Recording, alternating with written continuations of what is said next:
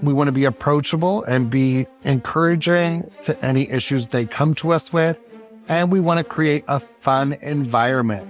I believe having a strong sales team is also work hard, play hard. Hi, Stephen Harrington, Dakota, the Diva of Insurance and Performance Partner with Agency Performance Partners. Wanted to talk to you today about the wonderful topic of strategies to manage your sales team or your producer team.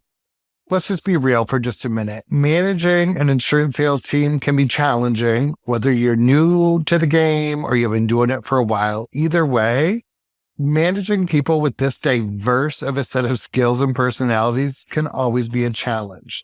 But we have to remember that to be as successful, we're going to have to come up with a game plan. So that's what I'm going to try to help you do today and help talk you through today, is really coming up with a game plan for managing your producers or your sales team.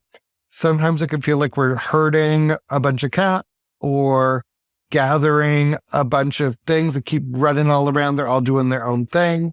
I know there's some negative connotation that sales producers are kind of like the Wild West sometimes, and that's not always true. I think that we need to sit down, stop, and look at each individual, their personality and their learning style, and figure out where they're really strong and where they struggle and help work through that with them. To do that, we have to be able to build a strong relationship with our team, and we have to earn their trust and respect so that we can get them to collaborate with us towards a common goal.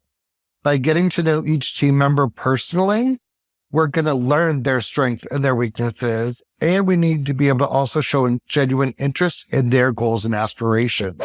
The same thing does not motivate every person. So we have to get down to what really excites them or what motivates them, and we need to try to build on that.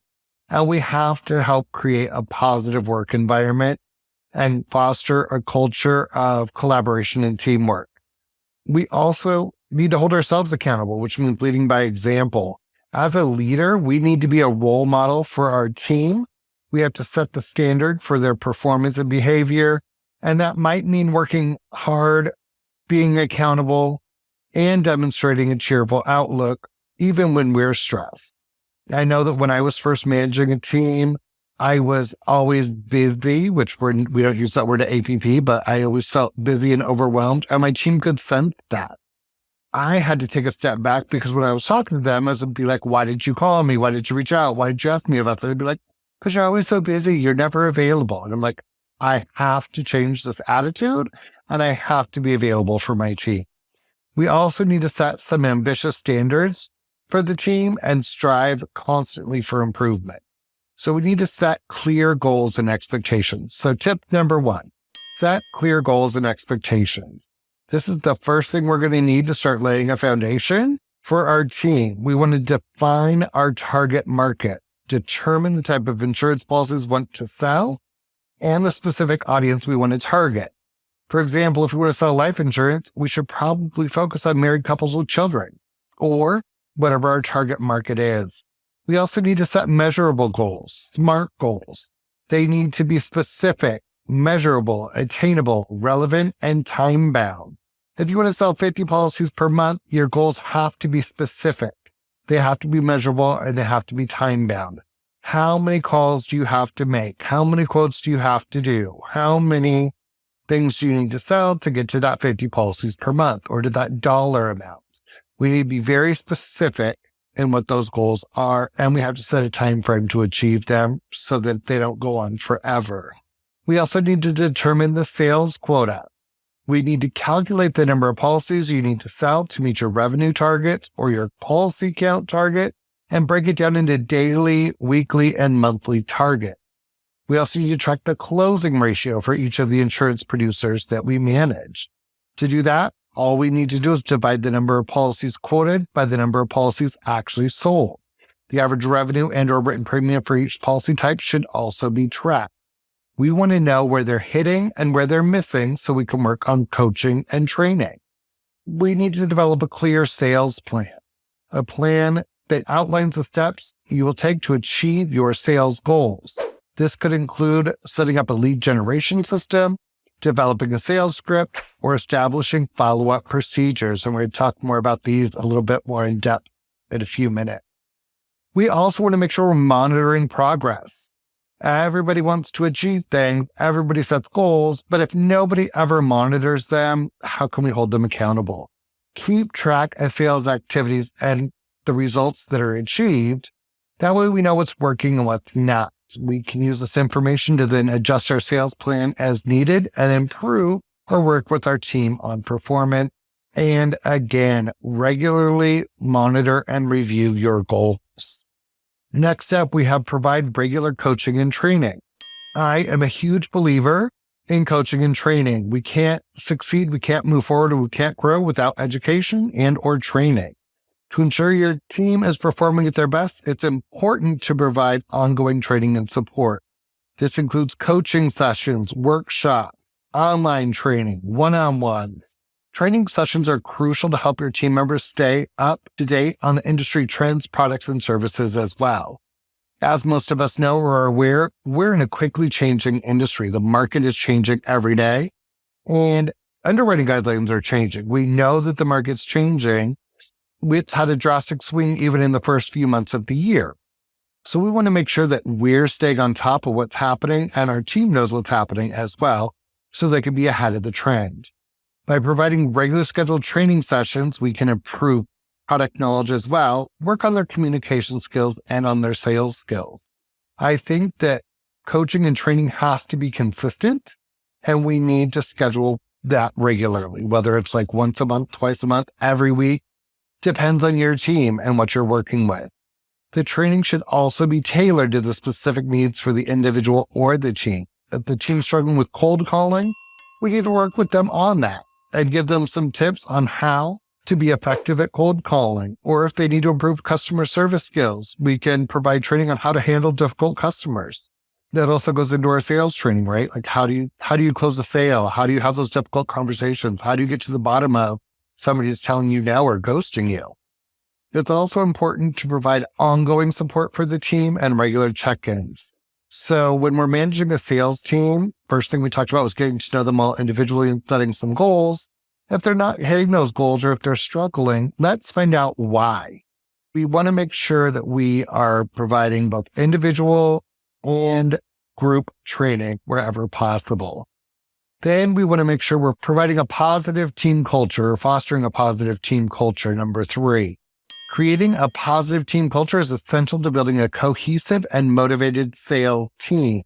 Team members have to feel valued, they have to feel supported, and they have to feel respected. We want to encourage open communication and transparency and be available to listen to any concerns or feedback that they have. When our sales team feels valued, supported, and motivated, they're more likely to perform at their best. So we want to make sure that we try a few of these things. We can celebrate successes, recognize and celebrate achievements of our team members, whether it's reaching a sales target, closing a big deal, or overcoming a challenge. Those should all be celebrated. We can encourage teamwork, encourage everybody to work together, share ideas, and support each other. This is how they learn and grow. If you only heard yourself or only learn from yourself, you'd most likely fail. But I find oftentimes, even when I listen to other salespeople, coaches, or trainers, I pick something up and I'm like, that's very valuable. Well, that's a good way to word that. That's something I didn't think about. We also want to provide opportunities for development, which we've already talked about. We want to be approachable and be encouraging to any issues they come to us with. And we want to create a fun environment. I believe having a strong sales team is also work hard, play hard. I think that we can have a good time. We could do some team building activities or have some friendly competition. We could also organize social events to build morale and to foster camaraderie.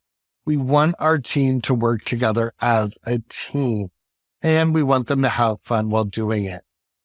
Next, number 4, we want to use technology to capture data and streamline our processes. In today's digital age, technology can be a valuable tool for managing an insurance sales team.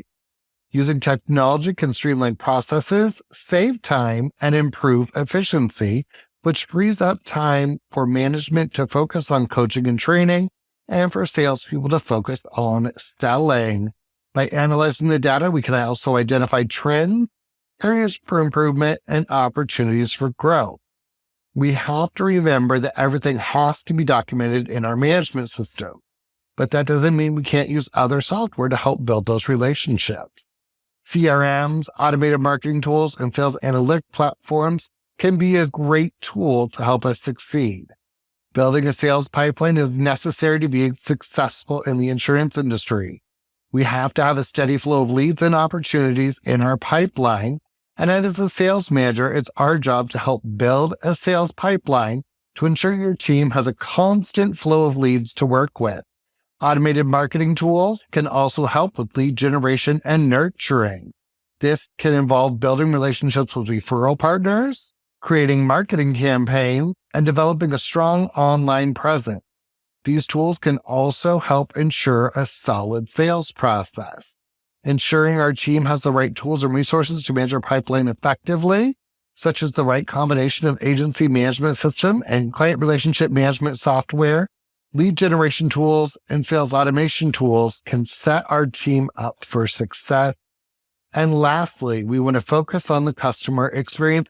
As a manager, you need to ensure your team is delivering an exceptional customer experience at every touch point.